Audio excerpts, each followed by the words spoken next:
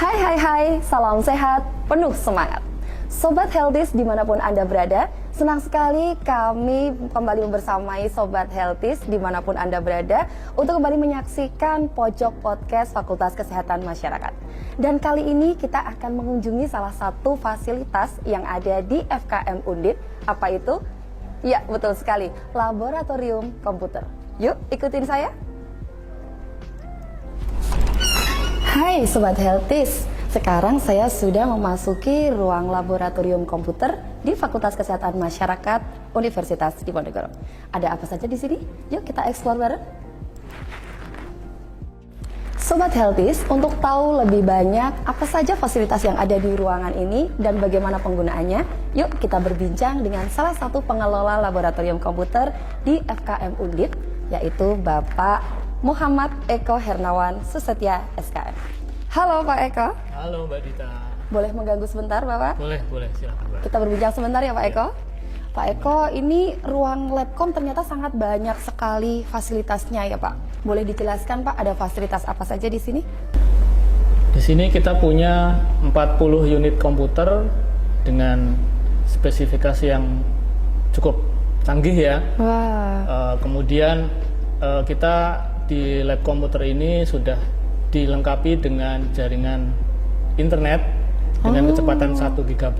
Mantap. Jadi kalau ada mahasiswa atau dosen yang menggunakan laboratorium ini, kalau kita klik itu seperti apa ya namanya? Pokoknya wus gitu. Seperti Cepet itu. banget ya Pak ya. Ya betul. Iya. Berarti memang digunakan untuk mendukung kegiatan mahasiswa dan kegiatan akademis di kampus ya Pak ya? Ya betul. Jadi komputer atau lab komputer yang ada di FKM digunakan untuk aktivitas pendidikan, kemudian juga praktikum. Oh ya.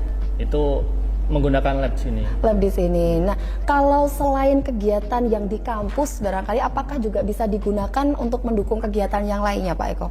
Oke, selain kegiatan-kegiatan yang ada di fakultas FKM, lab komputer yang ada di FKM juga digunakan untuk seleksi masuk Undip, misalnya seleksi masuk UM, ujian mandiri, kemudian seleksi ujian magister, kemudian juga ada seleksi ujian untuk dokter spesialis. Itu juga menggunakan lab komputer ini. Oh, berarti termasuk yang apakah juga termasuk yang ujian masuk perguruan tinggi yang secara umum itu? Ya, betul.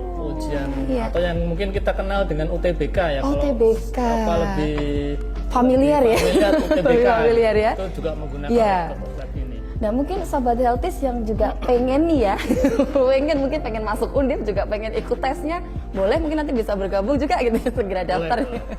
Ya, nah kalau di kegiatan yang UTBK sendiri berarti full menggunakan fasilitas ini ya Pak ya, dan cukup support ya Pak ya? Betul. Untuk UTBK biasanya kita menggunakan full 40 unit komputer. Jadi satu ruangan ini dipakai full untuk biasanya ada 2 tahap pagi dan siang. Oh begitu, jadi memang bukan hanya mendukung kegiatan akademik, tapi juga mendukung kegiatan non-akademik ya Pak Eko. Oke, luar biasa. Nah, selain di ruangan ini, apakah masih ada ruangan lain yang juga mendukung untuk aktivitas di laboratorium komputer Pak Eko? Ada, jadi selain ruang utama yang ada di sini, yang isinya ada untuk seperti yang tadi dijelaskan, itu kita punya ruang podcast yang ada di sebelah ruang laboratorium ini. Wah, berarti termasuk juga di bagian kegiatan laboratorium komputer ya Pak Eko ya? Oke, boleh kita mengunjungi di ruang sebelah Pak Eko? Boleh. Yuk Sobat Healthies, kita akan mengunjungi fasilitas lainnya di laboratorium komputer ini. Pastikan selalu bersama kami. Hai Sobat Healthies, sekarang saya sudah berada di ruangan lain dari Laboratorium Komputer Fakultas Kesehatan Masyarakat Universitas Diponegoro. Ada apa saja? Yuk ikuti saya. Sobat Healthies, sudah bersama saya di sini Ketua Laboratorium Komputer FKM Undip yang sekaligus juga sebagai Ketua Bagian Biostatistik dan Ilmu Kependudukan, Bapak Farid Agus Subana SKM DEA PhD. Halo Pak Farid. Halo, selamat siang. Selamat siang. Kita. Boleh disapa dulu Sobat Healthies yang ada. Sobat Healthies, kita ketemu di Laboratorium Komputer. Oke, di pojok podcast FKM Undip ya Pak. Oh, iya. Oke, Pak Farid, ya. boleh diceritakan Pak, tadi kita sudah sempat kenalan dengan salah satu ruangan dan beberapa ruangan yang ada di Laboratorium Komputer. Tadi sudah sempat berbincang juga dengan salah satu pengelola, Pak Eko ya Pak, sudah dijelaskan bahwa banyak sekali peralatan dan fasilitas yang sangat support dan mendukung kegiatan di Laboratorium Komputer ini. Mungkin boleh dijelaskan lagi Pak terkait dengan kegunaannya untuk mendukung kompetensi Kesmas. Di Labcom ini seperti apa sih Pak? Ya, terima kasih Mbak Dita, Sobat Healthies semuanya yang sedang menyaksikan podcast FKM ini. Jadi Laboratorium Komputer di Fakultas Kesehatan Masyarakat ini fungsinya agak sedikit berbeda dengan laboratorium komputer yang ada misalnya di teknik, misalnya yang ada di MIPA. Orang akan bertanya-tanya, ya? Di kesehatan masyarakat kok ada lab komputernya gitu? Untuk apa? Apa hubungannya dengan kesehatan? Apa ini? Ya, tadi salah satu pengelola menjelaskan ya, Pak Eko. Sebenarnya ada dua pengelola, ada Pak Eko, ada Pak Handoyo. Nah, kalau yang di ruangan yang besar tadi, itu memang laboratorium komputer dengan kapasitas kurang lebih 40-an ya, 40-an. Kemudian ada juga yang di ruangan podcast ini, kemudian ada ruangan yang satu lagi ruangan pengelola. Sebenarnya ada satu lagi ruangan yang sifatnya rahasia. Jadi saya nggak boleh cerita. Waduh, karena rahasia nggak boleh juga dibuka. Berarti kalau pengen lihat boleh mengunjungi FKM ya Pak ya? Oh silakan mengunjungi FKM. Kami sangat terbuka apabila Sobat Healthies mau ke FKM. Sebagai mahasiswa. Sebagai mahasiswa artinya daftar ya. Nah, melanjutkan tadi, untuk apa sih sebenarnya atau kegunaannya seperti apa? Laboratorium komputer ini terutama memang untuk kegiatan penunjang mata kuliah. Penunjang mata kuliah, jadi akademis ya Pak ya? Untuk keperluan akademis, walaupun secara rutin, kalau ada misalnya ujian masuk, baik ujian masuk perguruan tinggi yang umum S1, kemudian S2, S3, sampai ke PPDS. Dokter spesialis. Dokter spesialis untuk dokter spesialis seleksinya yang berbasis komputer di sini semua. Ya, tidak hanya di sini, di lab-lab seluruh yang ada di Undip, tapi salah satunya menggunakan lab komputer di FKM. Nah, sekarang kita ke yang urusan tadi, menunjang mata kuliah. Nah, menunjang mata kuliah ini ada dua sifatnya. Pertama, satu memang menunjang, kemudian yang kedua adalah memang untuk komputasi. Untuk komputasi. Iya, yang menunjang itu seperti ini. Yang menunjang dulu. Menunjang dulu. Menunjang dulu. Sudah gak sabar Pak. Iya, menunjang itu maksudnya begini. Misalnya ada mata kuliah yang terkait dengan analisis tentang gizi. Analisis apa gizi. Hubungannya gizi dengan lab komputer itu apa? Kan tidak ada hubungannya. Seolah-olah. Tetapi adik-adik mahasiswa di FKM Undip ini yang mengambil salah satu mata kuliah di gizi itu, mereka harus melakukan penghitungan kadar gizi. Penghitungan kadar gizi memang diukur di lapangan, tetapi kemudian berapa komposisi dan sebagainya itu sekarang ini sudah didukung oleh komputer. Nah, ada aplikasi yang aplikasi itu diletakkan di sini di lab komputer, sehingga adik-adik kalau ada praktikum habis mengukur di lapangan, kemudian mereka melakukan komputasi di sini atau penghitungan yang ada di gizi. Nah, itu yang sifatnya menunjang karena bukan yang utama. Bukan yang utama. Itu salah satu contoh. Tapi banyak juga mata kuliah lain yang juga menggunakan lab komputer ini sebagai penunjang. Bukan hanya dari gizi. Semua bagian yang ada di sini bisa menggunakan. Nah, sekarang yang utama bagaimana? Nah, apa ini? Nah, yang utama ini lebih intens ya. Jadi adik-adik itu ada mata kuliah manajemen data misalnya. Manajemen data, berarti di FKM juga belajar tentang manajemen data. Manajemen data itu adik-adik perkuliahannya di sini di laboratorium komputer. Ada juga yang di kelas-kelas karena sekarang adik-adik itu sudah punya laptop ya, laptop. Tetapi ada aplikasi-aplikasi tertentu yang itu memang berbayar. Nah, Kalau berbayar kan yang bisa membiayai kan fakultas gitu ya, tidak sendiri-sendiri karena kalau sendiri-sendiri jatuhnya mahal. Lumayan ya Pak ya? Lumayan, sehingga adik-adik itu untuk misalnya mata kuliah manajemen data, itu mereka melakukan komputasi di laboratorium komputer.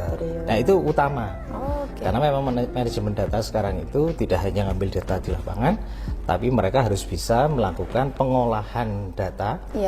Mulai dari memasukkan, mengedit sampai melakukan analisa itu di laboratorium komputer. Nah itu yang utama. Tetapi ada juga mata kuliah lain yang dari S2, misalnya di S2 itu ada mata kuliah sistem informasi geografis. Itu aplikasinya kan cukup mahal, Mbak. Cukup mahal. Sehingga adik-adik itu kalau berpraktikum itu ya di sini. Karena kita mempunyai aplikasi-aplikasi yang sifatnya legal, ya sifatnya legal. Nah tentunya kita sekarang didorong untuk menggunakan aplikasi yang legal. Nah sehingga itu adik-adik di sini berpraktikumnya. Nah itu untuk urusan-urusan praktikum. Tetapi ada juga yang saya agak balik sedikit yang penunjang. Tapi penunjangnya agak lain. Apa ini Pak? Agak lain apa gitu ya. Nah ini jadi macam-macam. Tugasnya lab komputer itu macam-macam. Nah tadi ada ruangan yang untuk podcast tadi ya. Untuk podcast itu ada juga di sini. Nah itu untuk apa? Nah itu semua bagian baik dosen maupun mahasiswa itu bisa menggunakan ruangan podcast itu. Podcastnya untuk hal apa? Podcastnya tentunya untuk hal yang terkait dengan kesehatan. Tidak hanya pengolahan data, tapi juga umum secara umum. Misalnya adik-adik dari PKIP misalnya. PKIP adalah pendidikan promosi kesehatan dan ilmu perilaku.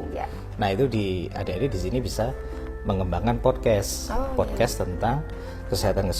Edukasi kesehatan bisa juga dilakukan dengan di sini juga. Walaupun ada laboratorium AFA, mungkin nanti lain waktu juga ada podcast tentang laboratorium AFA. Jadi di sana juga ada. Nanti kapan-kapan pasti berkunjung ke sana. Nah, di sini juga ada, bukan duplikasi Bu Dita, tetapi memang di sini ada untuk berpraktikum karena peralatannya yang terkait komputer ada di sini. Walaupun di AFA juga ada. Tetapi di sini juga punya ruangan. Saling mendukung ya Pak ya. Saling mendukung. Apalagi jumlah mahasiswa FKM Sobat Healthies cukup banyak. 300 berapa Bu Dita? Sekian. 300 sekian. Sampai lali. Sampai lali. Itu satu angkatan. Itu satu angkatan. Belum yang lainnya. Tapi jangan khawatir, fasilitas di sini sangat memadai. Sangat memadai. Jumlah komputer Pak kok kecil, kok cuma 40. Nggak, 40 itu kan labnya, tetapi jam operasinya jam operasional itu kita mulai dari jam 8 ya, jam 8 pagi sampai sore. Nah kalau ada yang lembur-lembur itu biasanya Mas Eko itu suka lembur di sini. Nah dia mengatur apa? Lab komputer ini juga digunakan sebagai IT support. Jadi IT support untuk FKM secara keseluruhan. Contoh penggunaan, bukan contoh penggunaan ya Pak ya. Contoh kegiatan di IT support itu apa saja Pak kalau boleh tahu Pak? Ya, IT support misalnya begini. Ada beberapa ruangan di FKM ini, ruangan kelas ya. Ruangan kelas itu bisa digunakan untuk kuliah yang sifatnya hibrid. Di sana ada kameranya, ada apa istilahnya sound system ya. Sound system, kemudian juga memerlukan jaringan komputer. Ini kalau nggak ada IT supportnya, kan nggak semua dosen mengerti itu. Tidak semua dosen mengerti itu, sehingga kalau perkuliahan hibrid ini ya ada mahasiswanya di kelas, tapi ada juga mahasiswa yang mengikuti secara online. Nah itu kita berinteraksi, jadi suasana online-nya itu tidak kayak sekecil di layar enggak, jadi nampak ruang kelasnya. Nah itu IT support salah satunya tugasnya itu. Tidak hanya mungkin hampir separuh dari kelas-kelas yang ada di FKM Undip ini bisa digunakan untuk hybrid. Jadi sangat luar biasa lagi. Nanti kedepannya mungkin malah dosennya yang di ruangan, mahasiswanya di rumah. Wah itu nanti. Apakah akan seperti itu? Mungkin ke depan kita seperti itu. Pernah ya Pak waktu itu saat COVID ya Pak ya? Saat COVID itu, iya seperti itu. Dosen-dosen di sini ya datang ke kampus karena kalau di rumah itu kadang listrik mati dan sebagainya, sinyalnya dan sebagainya. Kalau di sini ya siarannya di sini Mbak Dita. siarannya di sini, adik-adik itu di rumah. Nah, seperti itu yang IT support itu. Nah, saya tertarik dengan tadi statement Bapak yang menyampaikan mahasiswa boleh menggunakan alat-alat di laboratorium komputer dengan segala macam fasilitasnya. Artinya kan mitos, ini bisa saya katakan mitos ya Pak ya, mahasiswa harus punya laptop tuh sebenarnya nggak harus juga ya Pak ya? Nggak harus ya, karena fasilitas di FKM sudah lengkap dan cukup support. Sudah lengkap dan boleh digunakan. Boleh digunakan ya selama untuk kegiatan akademis, nggak untuk nonton YouTube ini. Ya. Kalau nonton YouTube ini di HP. Di HP. Atau di yang lainnya. Yeah. Nah, artinya Sobat Healthies, kalau Anda semuanya pengen bergabung, tadi mungkin ada ketakutan, saya nggak punya laptop bisa kuliah atau tidak, jangan khawatir ya Pak Farid ya, karena kita punya fasilitas yang boleh digunakan oleh Sobat Healthies semuanya. Ya. Bahkan di ujian itu kan banyak juga dosen-dosen yang ujiannya itu menggunakan aplikasi. Nah, itu kan bisa juga sebenarnya diakses dari laptop masing-masing. Tapi bagaimana Pak kalau tiba-tiba di tengah jalan laptopnya mati atau listriknya mati gitu. Nah, di dalam hal kasus semacam itu adik-adik bisa ujian di lab komputer. Kebetulan lab komputer ini didukung oleh genset. Jadi kalau ada listrik mati aman ya, mungkin hanya sekedar cep gitu terus nyala lagi gitu ya. Dan genset itu terawat dengan baik. Jadi tidak perlu khawatir dengan masalah listrik kalau sedang ujian dan sebagainya. Termasuk sinyal ya Pak? Termasuk sinyal. Sinyal paling cepat itu tidak di sini tetapi ya sinyal paling cepat tidak di lab komputer. Tapi masih stabil, masih cukup support untuk kegiatan. Iya, tetapi kalau untuk yang kabel ya, yang wifi memang tidak, yang terbaik tidak di sini. Tapi kalau untuk yang kabel LAN itu yang terbaik di sini. Karena memang kita utamakan untuk adik-adik yang di ruang-ruang perkuliahan dan ruang-ruang dosen itu wifi-nya memang jago di situ. Justru di lab komputer itu tidak jago wifi-nya. Karena kami lebih suka pakai kabel. Lebih suka pakai kabel. Misalnya ini laptop ini jarang sekali untuk pakai wifi ini. Sini langsung kita tancapkan langsung. Nah, luar biasa Pak Farid. Ini dari sisi tadi penggunaan, kemudian dari sisi fasilitas dan lain sebagainya. Nah, saya juga penasaran Pak Farid. Mungkin juga Sobat Healthies yang ada di rumah atau dimanapun berada ya juga penasaran juga. Sejauh ini Pak Farid, sudah pernah ada kerjasama atau bermitra dengan pihak mana saja sehingga lab komputer ini bisa berkembang yang cukup luar biasa kalau tadi dari cerita Pak Farid? Iya. Jadi kerjasama itu tidak kerjasama di bidang komputernya, tidak bisa. Jadi Sobat Healthies jangan salah. Jadi bukan kerjasama di bidang komputernya, karena kalau di bidang komputernya itu di laboratorium sebelah. Di mana tuh? Ya, di laboratorium sebelah. Tetapi di sini kerjasamanya adalah kerjasama pada bidang manajemen data kesehatan dan juga untuk keperluan penelitian.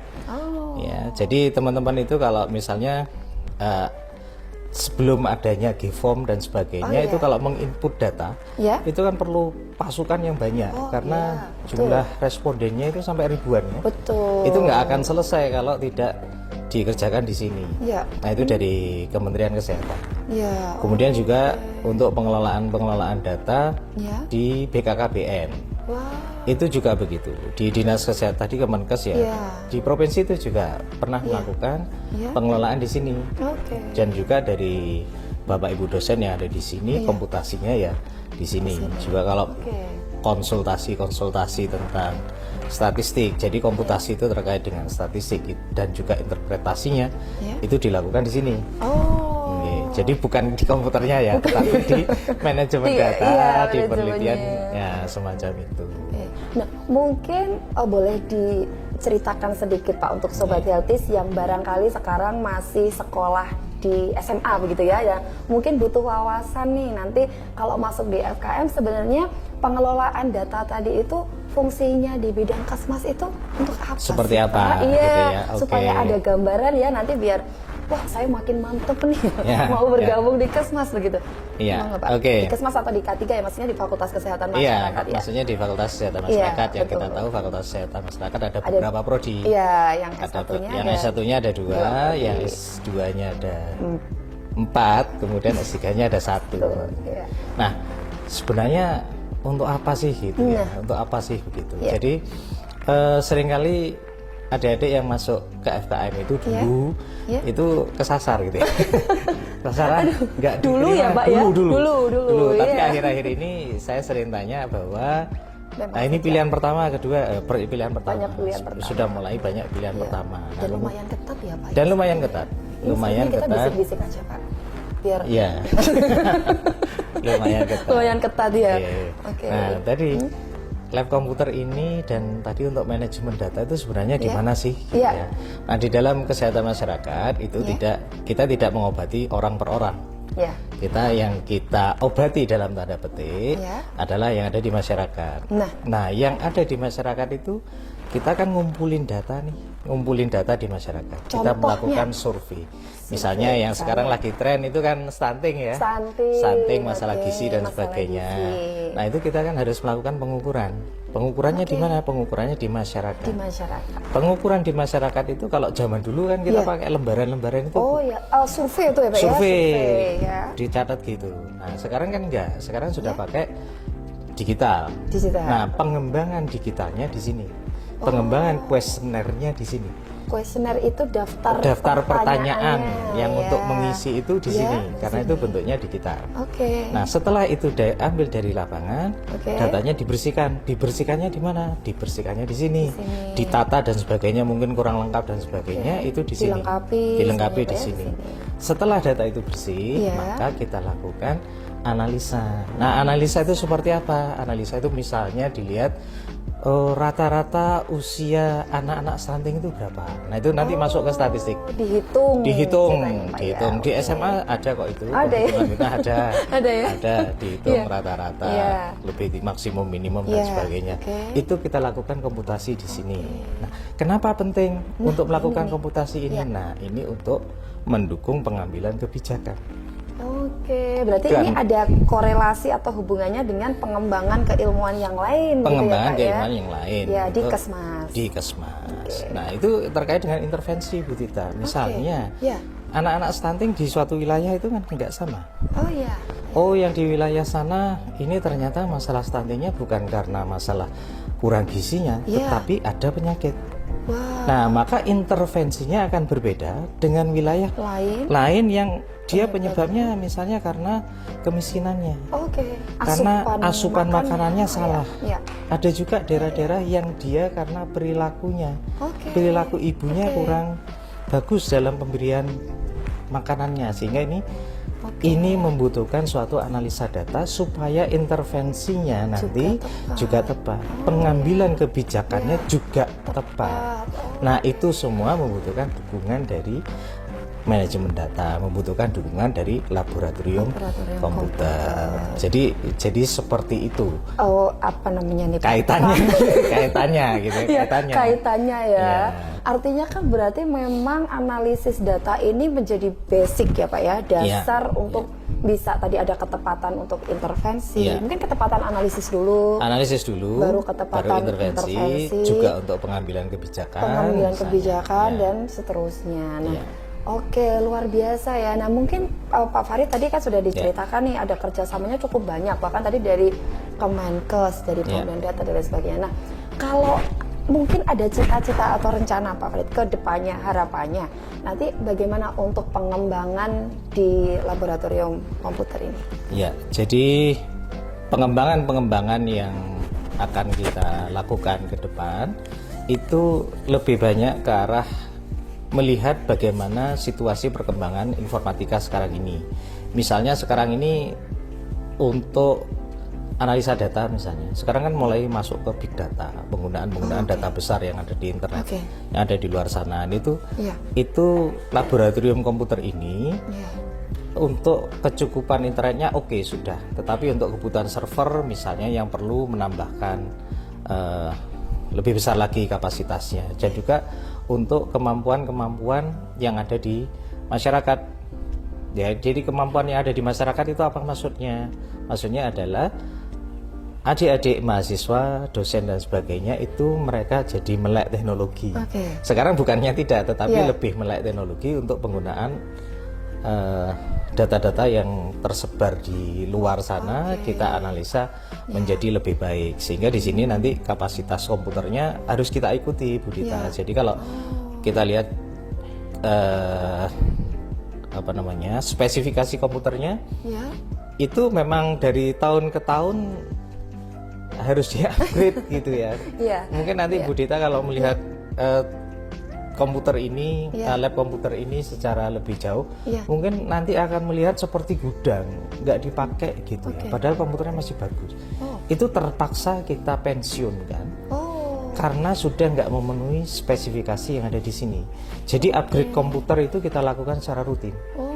Nah itu dari sisi hardware-nya, dari sisi software-nya kita mengikuti aplikasi-aplikasi terbaru, dan juga dari kapasitas komputernya dan kapasitas human-nya. Jadi adik-adik mahasiswa sekarang kan sudah umumnya AI Gen Z pakai AI dan sebagainya. Itu bukannya mereka kita larang, bukan kita larang, tetapi justru kita arahkan, kita fasilitasi cara menggunakan AI yang benar itu seperti ini loh. Karena itu kalau mereka tidak kita didik, malah salah nanti. Oh betul, jadi malah salah. Terlalu bergantung gitu ya? Tidak terlalu bergantung, justru kita arahkan supaya ini loh, kalau mau pakai yang benar kayak gini. Seperti apa? Jangan sampai nanti data dimasukkan, keluar, langsung tapi nggak mudeng. Tapi nggak mudeng, nah ini kan berarti penggunaannya salah. Betul. Nah itu kita mulai ke depan, kita juga mempelajari itu. Dosen-dosen selalu upgrade pelatihan. Kedepannya kita pinginnya pelatihan-pelatihan yang terkait dengan komputer, terutama untuk pengolahan data, pengolahan big data itu bisa kita lakukan di sini di laboratorium komputer. Jadi itu kedepannya yang kita pingin seperti itu ya. Moga-moga kita bisa selalu mengikuti apa yang ada di luar sana gitu ya, atau bahkan kita menjadi trending. Menjadi trending, jangan hanya ikut terus ya, tapi kita harus mengawali ya, harus mengawali. Ini loh, big data yang ada di luar sana itu bisa kita olah kok untuk pengambilan data kebijakan kesehatan. Itu yang bikin kedepannya seperti itu. Trendsetternya di FKM. Trendsetternya di sini. Ya walaupun saya sudah mulai turun ya, kemampuannya sudah mulai turun. Adik-adik yang muda itu banyak sekali yang berminat itu, baik staf maupun mahasiswa itu mulai banyak yang ingin belajar bagaimana manajemen data kesehatan itu sih gitu. Betul. Itu yang diinginkan. Iya betul sih Pak, karena memang kalau kita melihat kan perkembangan digitalisasi cukup masif ya Pak ya. Bahkan belum ada 1 tahun mungkin juga sudah ada perkembangan pesat nih. Bahkan kalau komputernya, hardware-nya itu 3 bulan 4 bulan itu mereka sudah menemukan baru. Sehingga kalau beli laptop itu jangan laptop yang mahal, laptop yang biasa saja, yang bahkan cari laptop yang murah saja. Karena itu cepat sekali berganti.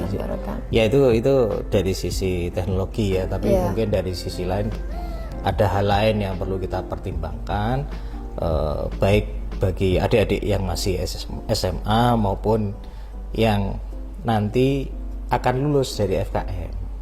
Itu banyak sekali pertimbangan, tetapi yang terpenting adalah kalau kita pakai bahasa asing itu who is the man behind the gun.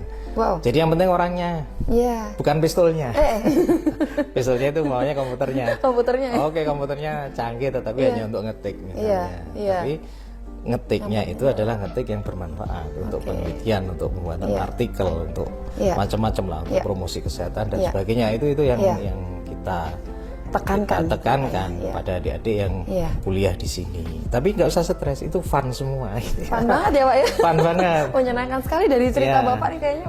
Ceritanya menyenangkan sekali. Itu Mas Eko itu kalau di sini saya sudah pamitan pulang maghrib itu dia sampai di sini sampai malam. Kerjain apa tuh Dek? Ini Pak sedang setting ini. Asik banget. Semenarik itu ya. Semenarik itu. Luar biasa. Tapi masih pulang kok, masih pulang.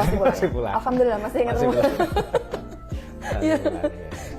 Tadi luar biasa. Kalau dari ceritanya kan orang yang ada di belakang pistol gitu ya Pak ya tadi ya. Nah ini apalagi kalau orangnya sudah canggih didukung dengan alat-alat yang canggih, ya pasti akan lebih maksimal. Nah tadi kalau Pak Farid cerita ini cukup menyenangkan. Nah mungkin boleh sharing Pak pengalaman yang mengesankan atau menyenangkan selama mengelola lab komputer ini apa Pak? Ya, sebagai pengelola itu mengesankannya itu kalau ada teman-teman yang di sini berkonsultasi, kemudian dia menemukan sesuatu yang selama ini dicari-cari tidak ketemu, tapi justru ketemu di sini. Ya, ada mahasiswa S3 misalnya, dia sudah 3-4 bulan itu kesana kemari, nganalisa nggak ketemu-ketemu. Kemudian di sini konsultasi dengan kami, loh ini maunya begini gitu. Iya Pak, ini maunya begini. Ya, kita running, nggak ada 2 menit. Oh, hasilnya kayak gini. Lu ini yang saya cari. Lu ini yang saya cari. Iya. Ini yang saya cari Pak selama ini. Jadi artinya tadi memang orangnya itu penting, tapi alat juga penting. Karena ada analisa-analisa, misalnya pemodelan itu lama Mbak. Begitu klik kita running modelnya, kita klik, itu nggak langsung sesaat itu keluar. Itu bisa sampai besoknya. Nah, kalau sampai besoknya, otomatis kan komputer nyala terus. Itu kalau pakai komputer ecek-ecek, nggak bisa, nggak mampu. Ya, komputernya harus mumpuni. Ya, itu pengalaman yang sangat mengesankan adalah banyak hal-hal yang dalam tanda petik baru, yang mereka sebenarnya mencari-cari, ternyata ketemunya di sini. Itu seperti itu. Ada juga yang seringkali adik-adik mahasiswa itu kadang-kadang mengalami kendala dengan komputernya begitu.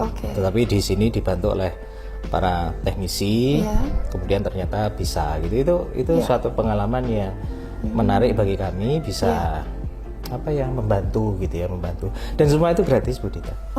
Semua gratis, tidak biaya. Semua itu gratis. Tidak perlu cek di keranjang kuning juga ya. Nggak perlu. Langsung saja gratis. Karena kami di sini bekerja sudah dibayar. Masya Allah. Ya, jadi ini memang lab ini untuk keperluan dosen dan staf administrasi dan juga adik-adik mahasiswa, selain untuk pengembangan ilmu. Itu kami sangat support sekali kepada para mahasiswa maupun dosen yang ingin berkonsultasi dengan komputer dan komputasi gitu ya. Monggo silakan, itu menarik sekali. Jadi artinya kan di perkuliahan itu tidak semata-mata satu arah begitu ya Pak ya, dari dosen ke mahasiswa. Tapi di sini juga terbuka sekali loh untuk mahasiswa kalau ada ide, ada inovasi gitu ya Pak ya. Mungkin ada sesuatu hal yang ingin di-sharingkan, itu bisa ya Pak ya? Bisa. Boleh ya? Boleh, dan bahkan kami kadang-kala malah belajar dengan adik-adik mahasiswa. Wah, ini menarik ini. Iya, Pak, ini ada seperti ini, seperti apa ya? Saya belum pernah lihat ini. Tapi kami tidak menutup diri. Mentang-mentang misalnya saya dosen, wah ini nggak perlu dipakai, enggak. Jadi adik-adik sharing, Pak ini ada aplikasi seperti ini. Kira-kira bagaimana? Loh, ini saya belum pernah tahu ini. Gimana? Nah, terus dari situ kita terjadi diskusi.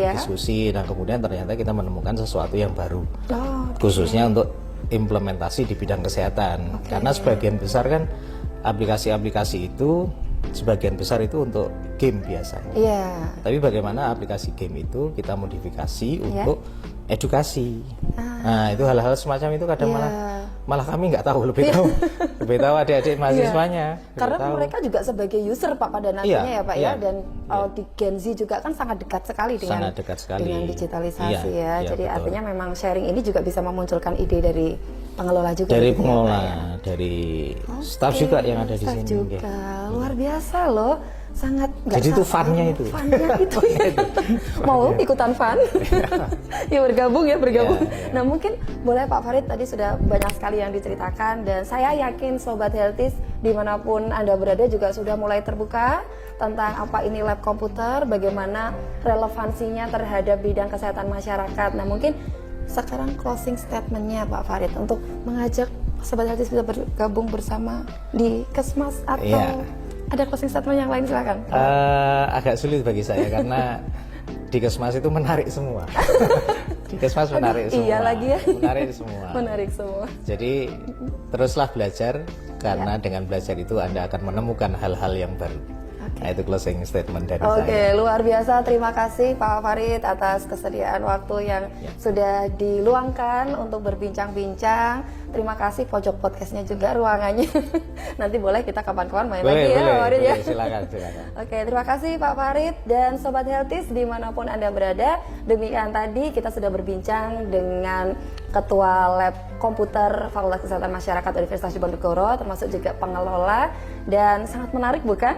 Dan pastinya Anda juga sudah penasaran apa saja fasilitas lainnya yang ada di Fakultas Kesehatan Masyarakat Universitas Diponegoro. Jadi pastikan stay tune terus bersama kami, Pojok Podcast Fakultas Kesehatan Masyarakat Universitas Diponegoro. Salam sehat, penuh semangat. Dadah.